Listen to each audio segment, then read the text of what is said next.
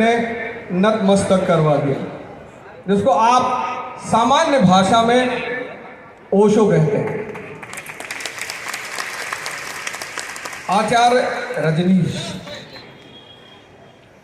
भला एक ऐसा व्यक्ति, आप उससे धर्म पे बात करें, राजनीति पे उनसे बात करें, संस्कृति पे करें, किसी पे भी करें, एकमात्र व्यक्ति है पूरी दुनिया के इतिहास में जिसने पूरे विश्व को चैलेंज किया।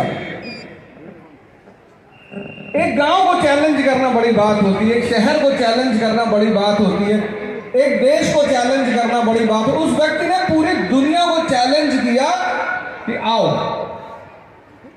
आप सब उस धरती से जुड़े हुए हैं, इसलिए मैं आप सबको एक बार फिर से प्रणाम कर रहा हूं। और हमारे ही बीच एक और महानायक से हमारी मुलाकात हुई, श्री भगवान ठाकुर जी हमारे साथ बैठे हुए हैं। 1967-68 एमएससी कर रखी है एग्रो इकोनॉमिक्स में, आगे ही बैठे हैं। और इनका योगदान ये है, कभी कभी क्या होता है ना कि हम अपने, बड़ी अच्छी अच्छी कहावतें बनी है दुनिया में, कहावत है चिराग तले अंधेरा। कहावतों पर रिसर्च किया करिए, बहुत कुछ सीखने को मिलेगा। इनके द्वारा जो सब्जियां उत्पादन की जा रही, जो विधि इन्होंने बताई, वो हमारे पड़ोसी देशों में निर्यात हो रही है, नेपाल जा रही है और पाकिस्तान जा रही है। बहुत बहुत धन्यवाद आपका कि आपने जो है ये जो कृष्ण की प्रस्तुतिकरण हो रही थी, इस देश में बड़ा इल्जाम लगता है कि हिंदू अलग है, मुसलमान अलग है। ये जो भी हमने प्रोग्राम देखा उसमें वो जो लड़का कृष्ण बना हुआ है वो मुसलमान है।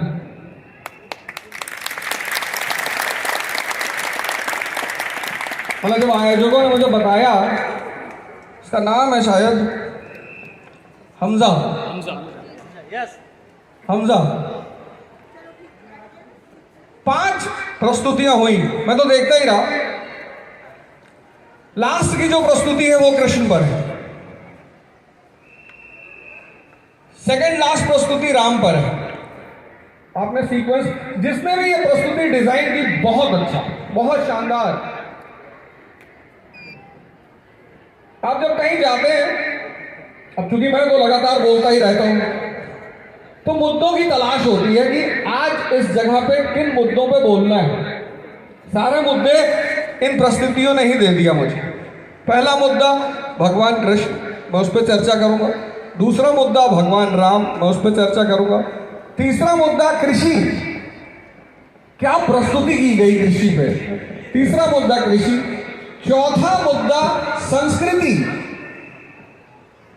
कश्मीर से कन्याकुमारी और गुजरात से नॉर्थ ईस्ट, आखिर विभिन्नतावादी होते हुए ये देश एक क्यों रहा है और एक क्यों रहेगा।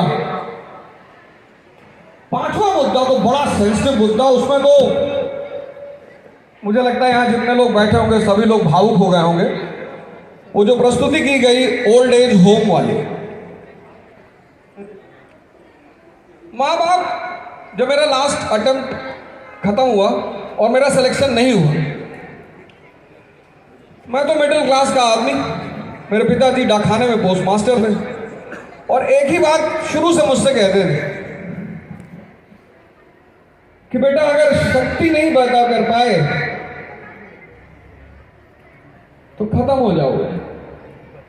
शक्ति, बोले चंद्रमा की पूजा करते हुए देखे हो किसी को? हमने कहा अम्मा करती है। बोली वो करवा चौथ वाले दिन करती है। बोली जी जी जी। बोले वैसे रेगुलर? मैंने कहा रेगुलर तो नहीं देखा। तो बोले सूर्य की? मैंने कहा देखा है। बोले जितने कवि हैं, लेखक हैं, ये रात रात भर चंद्रमा को बैठ के देखते हैं। किसी को दिन भर सूर्य को घूरते हुए देखा है? मैंने कहा सूर्य को घूरते हुए तो नहीं देखा। बोले देखेंगे तो अंधे हो जाएंगे। शक्ति, जीवन की जो शुरुआत है, जीवन की जो शुरुआत है वो शक्ति के सिद्धांत से होनी चाहिए। और ये मेरे पिताजी शुरू से मुझसे कहते रहे, शक्ति शक्ति। शुरुआत में तो बड़े लंबे समय तक मुझे लगा कि कुछ ज्यादा ही शक्ति पे जोर दे रहे हैं,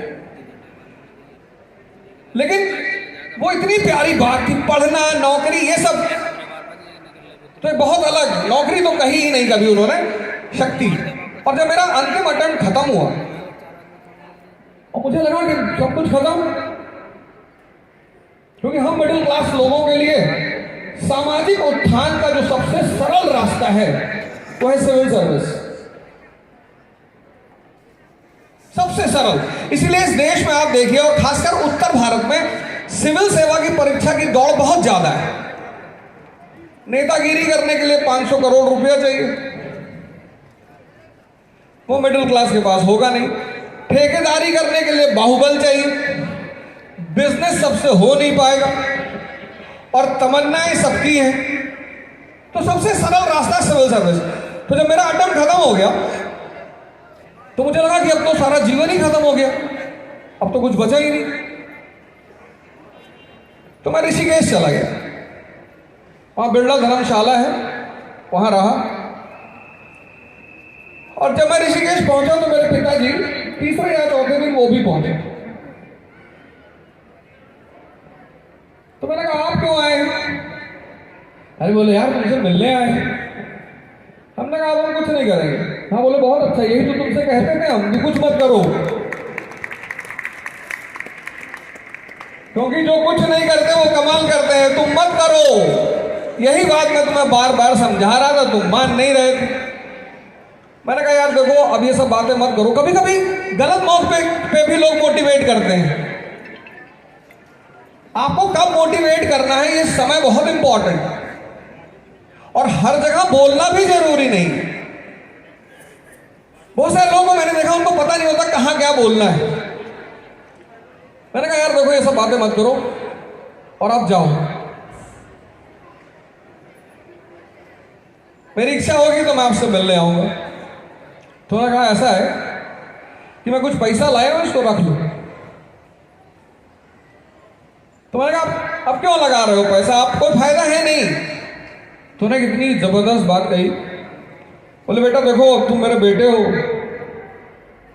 और जब तक मैं जिंदा हूं तब तक तुम्हें पैसा देता रहूंगा।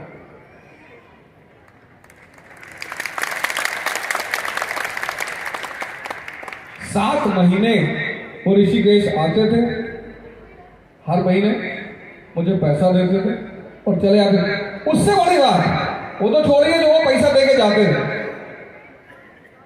हर महीने मेरे गांव से किसी ना किसी को भेजते थे। तो पहले महीने जब एक आदमी मेरे गांव से आया और ठीक मेरे ही पास आया, मैंने कहा कहां? कहा भैया ऋषिकेश घूमने आए हैं। मैंने कहा अच्छा, तुम गांव की बाजार तो कायदे से घूमे नहीं, तुम ऋषिकेश घूमने आए हो, इतने बड़ा जमींदार हो गए हो तुम? कहा नहीं नहीं मन किया भैया कह घूम आए, तो बाबूजी को बताए तो वो बताए कि आप यहीं रहते हैं ऋषिकेश में। मैंने कहा हाँ। तो कहा वो कुछ पैसा दिए हैं तो रख लीजिए।